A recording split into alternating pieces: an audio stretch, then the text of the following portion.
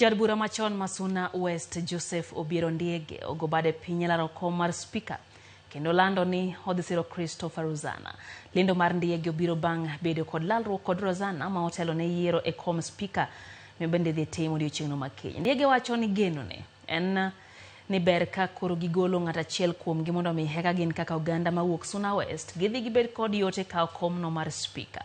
Ruzana ma bende ande tiyo kaka jatend migao mar pii e kaunti ya Migori wacho ni okang' ma okao kod jaod bura machon no koro dhi miye yote laro kom makamano.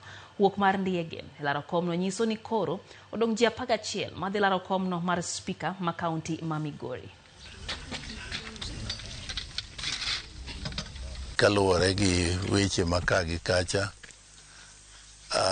adwa withdraw my candidature for that seat nikech piny duong' maloyo Ndiege.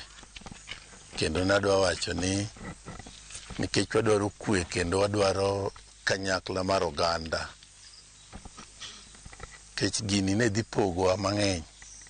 Kendo nosegika makoro pogowa making'iyo kaka jomoko ne wuoyo to nok ber kata mathin. Omiyo adwa wacho gi ka ni an adwaro kanyakla mar oganda, adwaro ni mondo wabed achiel kaka nyo wantie.